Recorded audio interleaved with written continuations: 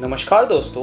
तो स्वागत है आपका हमारे इस YouTube चैनल में जिसका नाम है MSME ज्ञान अनलिमिटेड। सबसे पहले तो दोस्तों मैं आपसे सॉरी बोलना चाहता हूँ क्योंकि हमने बहुत ज़्यादा लेट कर दिया हमारा सेकेंड वीडियो पोस्ट करने में। तो आइए जानते हैं हमारा सेकेंड वीडियो का टॉपिक क्या होगा। जैसे कि दोस्तों हमने आपको बोला था कि हम हमारा थर्ड ऑब्जेक्टिव हमारे सेकेंड वीडियो में एक्सप्लेन करेंगे। तो आइए चलते हैं हम हमारे सेकेंड वीडियो के बारे में जानते हैं और सेकेंड टॉपिक के बारे में इन डिटेल में जानते हैं। तो हमारा थर्ड ऑब्जेक्टिव ये था to stimulate economic growth and development.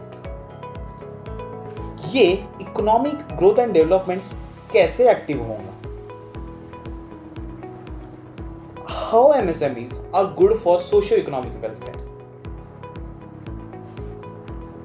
तो आइए जानते हैं इस इकोनॉमिक सोशियो इकोनॉमिक वेलफेयर है क्या। इकोनॉमिक ग्रोथ मतलब ये होता है to increase in real national income. Real national income मतलब राष्ट्रीय आय में बढ़ोतरी होना चाहिए। इकोनॉमिक डेवलपमेंट मतलब to improve in the quality of life and living of standard of people, and also to change in the infrastructure and to bring social welfare। अब ये social welfare कैसे आएंगे? By providing health care to improve the general well-being of a community। तो दोस्तों economic growth, development and social wellbeing से collectively social economic welfare आता है। ये तो हो गए हमारे theoretical explanation social economic welfare के। आइए चलते हैं हम हमारे प्रैक्टिकल एक्सप्लेनेशन की ओर। और प्रैक्टिकल एक्सप्लेनेशन करने के लिए हमने दो इकोनॉमी मॉडल को एक्सप्लेन किया है। तो आइए चलते हैं उसके पहले एजम्पशन की ओर। हमने इसमें क्या क्या एज्यूम किया है। Given the size of economy that is GDP को हमने कंसिडर किया है। फिर इसके अमाउंट ऑफ सफिशिएंट रिसोर्सेज को कांस्टेंट कंसिडर किया है। अमाउंट ऑफ रिसोर्सेज क्या होंगे? एक तो फिजिकल रिसोर्सेज और दूसरा नेचुरल रिसोर्सेज, और थर्ड आपका टोटल डोमेस्टिक डिमांड। आपका डोमेस्टिक डिमांड कांस्टेंट होंगे, और चौथा knowledge about market condition to firm को हमने कंसिडर किया है।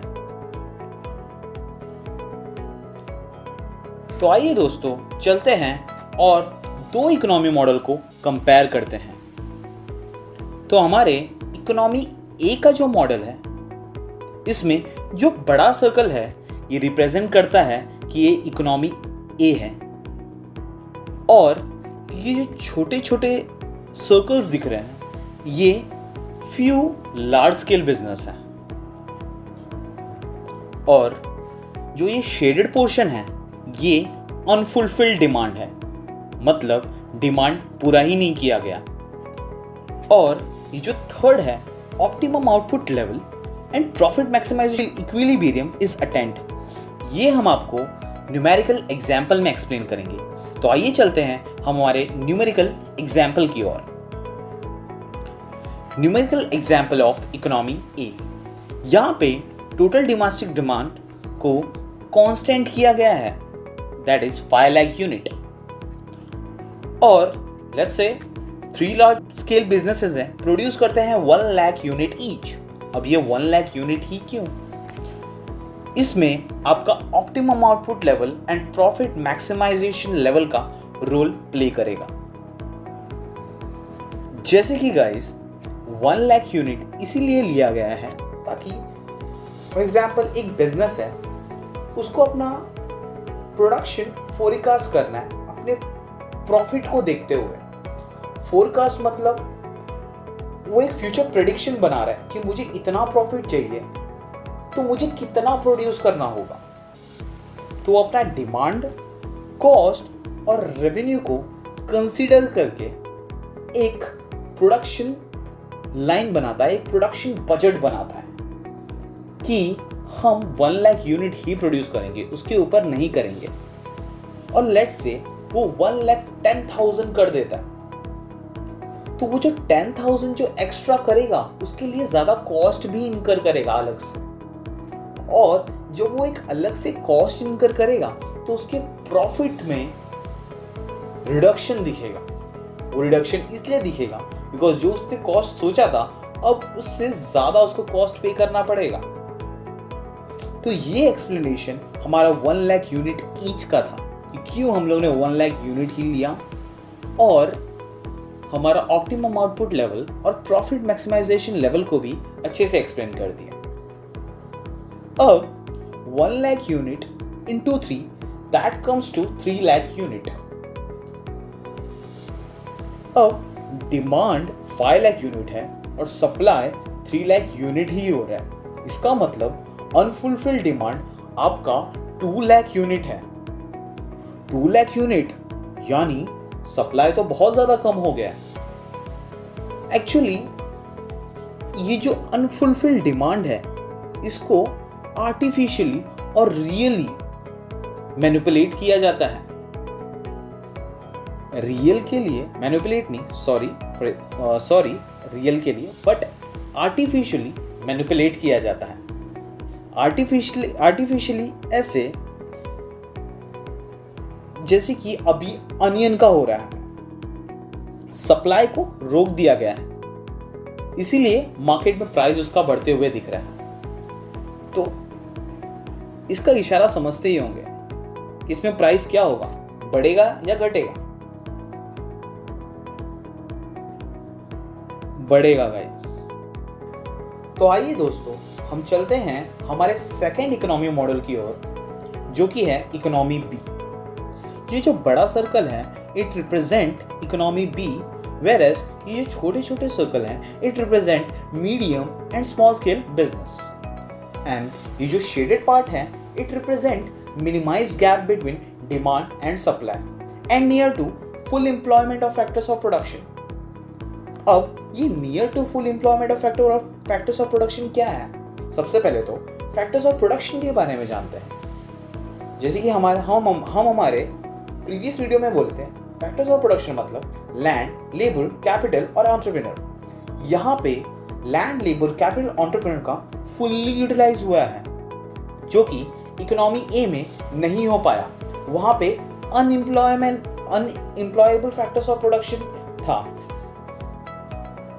और हमारा जो थर्ड है profit maximising equilibrium output level, still it is yet to be attend over here. And हमारे numerical examples of economy B में टोटल डोमेस्टिक डिमांड को भी उतना ही लिया है। जैसे कि हमने आपको कहा था कि हमने 5 लाख यूनिट कांस्टेंट ही लिया है, और यहाँ 18 medium and small scale business produce कर रहे हैं 25,000 ऑफ यूनिट ईच, यानी इकोनॉमी में 25,000 unit into 18 that is 4.5 lakh unit का सप्लाई हो रहा है। और जिसकी वजह से यहाँ पे अनफुलफिल्ड डिमांड 50,000 यूनिट है, जो कि बहुत ही कम फासला है। इससे प्राइस क्या होगा, बढ़ेगा या कम होगा? बढ़ेगा दोस्तों, पर बहुत ही कम स्तर से, बहुत ही कम डिफरेंस। क्यों? उसके पीछे का रीजन है, वहां इकोनॉमी ए में कुछ गिने चुने लोग ही थे जो प्राइस को मैनिपुलेट कर रहे थे। क्यों? क्योंकि वो मोनोपोली मार्केट में जनरेट कर चुके थे। बट यहाँ 18 medium and small scale businesses हैं जो कि प्राइस के लिए लड़ेंगे कि कस्टमर को कौन कम से कम प्रोवाइड करेगा। सो यहाँ कंज्यूमर का ही फायदा है। तो हमने दोनों इकोनॉमी एक्सप्लेन कर दिया है, इकोनॉमी ए, इकोनॉमी बी। अब इन दोनों इकोनॉमी ए और इकोनॉमी बी को हमने कंक्लूजन के थ्रू बहुत ही सिंपल से एक्सप्लेन किया है कि इसका कंक्लूजन क्या होगा। इकोनॉमी ई ए हमारे लिए बेनिफिशियल है या इकोनॉमी बी हमारे लिए बेनिफिशियल है? इकोनॉमी ए में कुछ लार्ज बिजनेसेस ही हैं, बट इकोनॉमी बी में medium and small scale business दोनों हैं। तो आइए जानते हैं जीडीपी, जो कि ग्रॉस डोमेस्टिक प्रोडक्ट, इसको हिंदी में कहा जाता है घरेलू उत्पाद। इकोनॉमी ए में घरेलू उत्पाद इसलिए कम होगा बिकॉज प्रॉफिट के पीछे ही पड़े रहेंगे। पर इकोनॉमी बी में जैसे कि हमने देखा था 18 small scale, medium and small scale business थे, यानी बहुत ज़्यादा बिजनेसेस हैं, तो लोगों को एम्प्लॉयमेंट भी ज़्यादा मिलेंगे और प्राइस में गिरावट दिखेगा आपको, और आपका सेल ज़्यादा होगा क्योंकि जितना डिमांड है और सप्लाई भी उतना ही है। यानी इकोनॉमी बी में बहुत ज़्यादा सेल्स होगा और प्रोडक्शन भी होगा। प्रोडक्शन का मतलब ही होता है उत्पाद, घरेलू उत्पाद, डोमेस्टिक प्रोडक्शन।